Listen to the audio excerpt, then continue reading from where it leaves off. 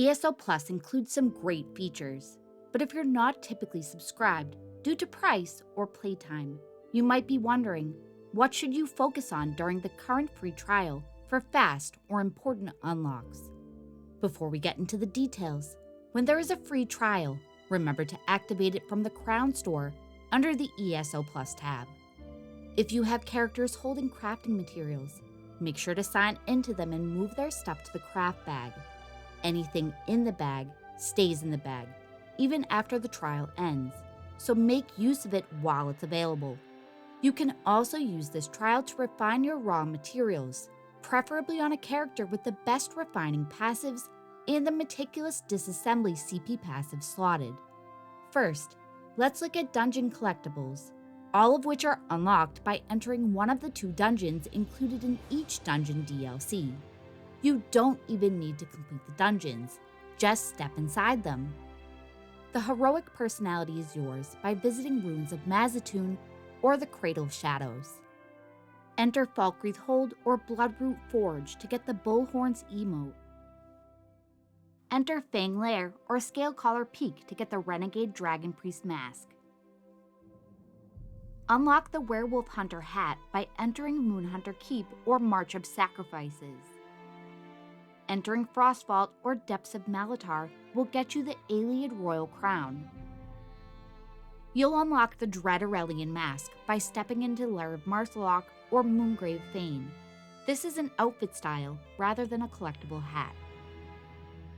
You get the Wickerman Mishap emote by visiting Unhallowed Grave or Ice Reach. You'll get the energetic Dwarven Shock Spider by entering Castle Thorn or Stone Garden. Enter the Cauldron or Black Drake Villa to wield the Fire-Forged Maul weapon style. The Scorian Pyreling non-combat pet is added to your collection upon entering Red Petal Bastion or the Dread Cellar. You'll get these Abyssal Embrace face markings by entering Coral Eyrie or Shipwright's Regret. Add the Mulberry Hermit Crab pet to your collection by entering Earthenroot Enclave or Graven Deep. The Scribes of Fate and Scions of Athelia dungeons don't offer any Explorer achievements.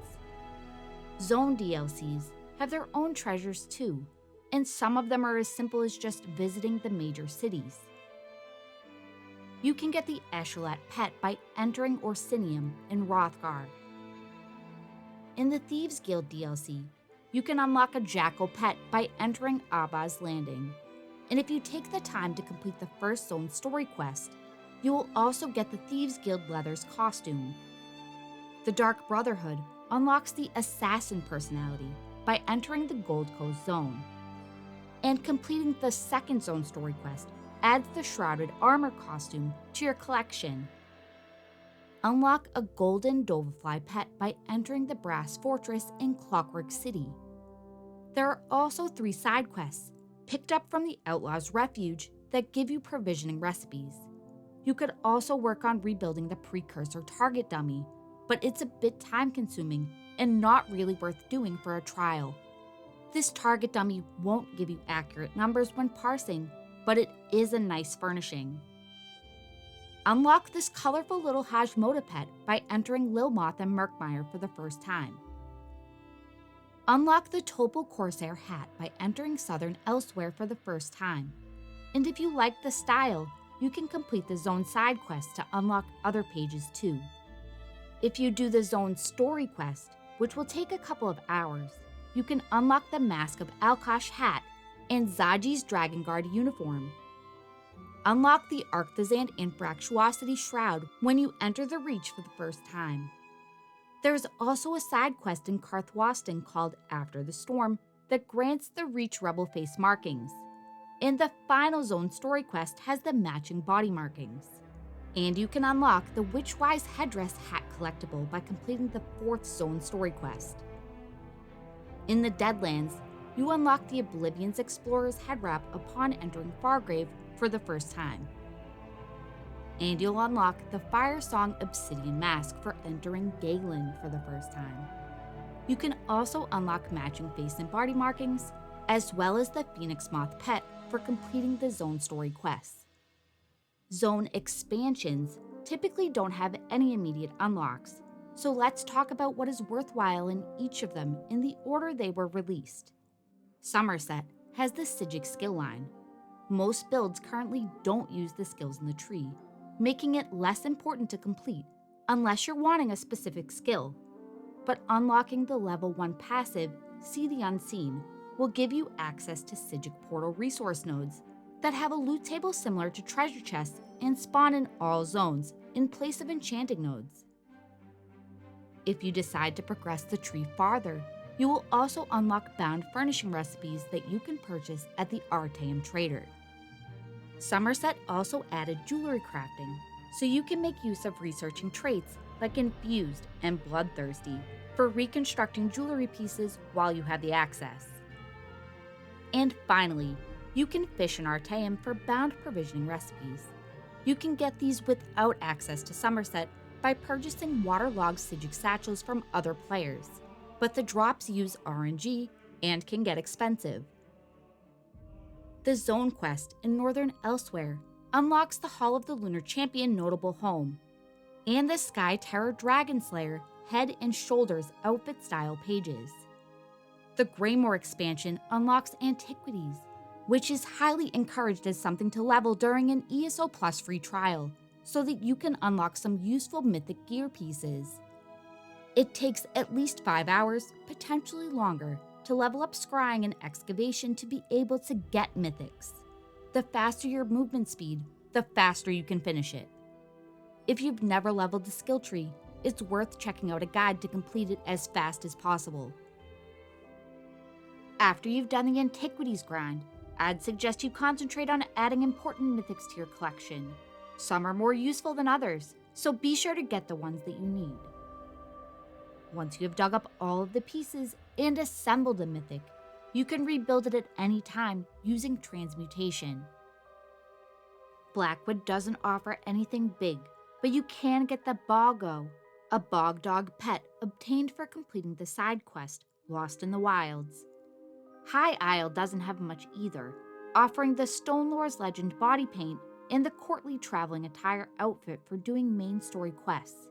If you like card games, or just want the NPCs to stop yelling at you about card games, you can unlock Tales of Tribute as well.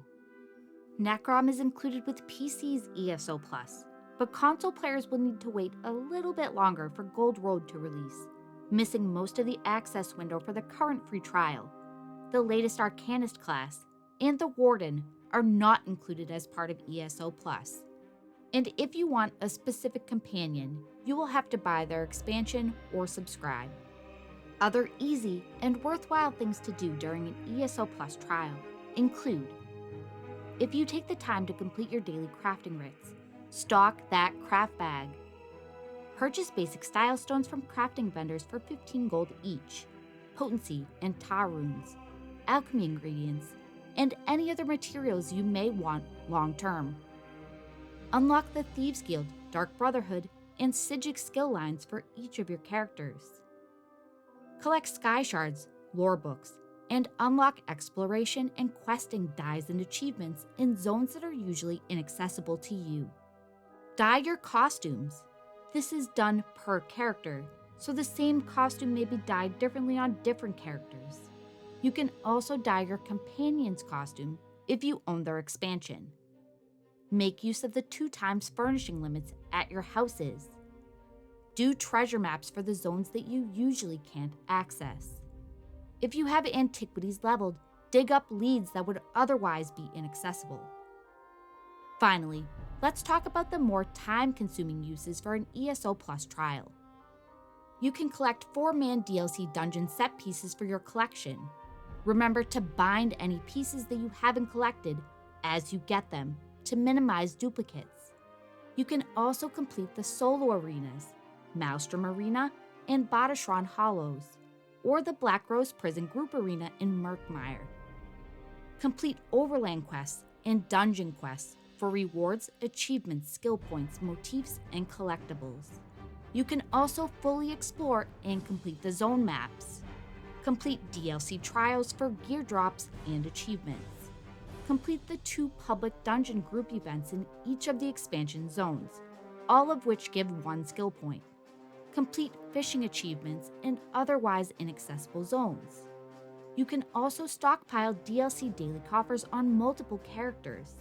Newer zones have a 20-hour account-wide cooldown on motif page drops from daily reward containers, so you can collect a bunch of boxes and simply stop opening them after you get a motif page. Doing this, you can continue to get motifs even after your trial has ended. You can complete museum quests for unique furnishing items and costumes. So what will continue to work and what won't work when the trial ends or you stop paying for Plus? The Thieves Guild, Dark Brotherhood, and Psijic Guild skill lines will persist, allowing continued looting of Thieves' Troves and Psijic portals. And the Blade of Woe will continue to function. And you can still allocate and deallocate skill points with a skill respec or by loading an armory build in the Thieves Guild, Dark Brotherhood, Psijic, Scrying, and Excavation skill trees. But you will not be able to progress them further, and they will only be available on characters you've unlocked them for. The Antiquity system will stop working altogether after the trial ends if you don't own Greymoor or continue your subscription. Houses purchased in DLC zones will continue to be accessible.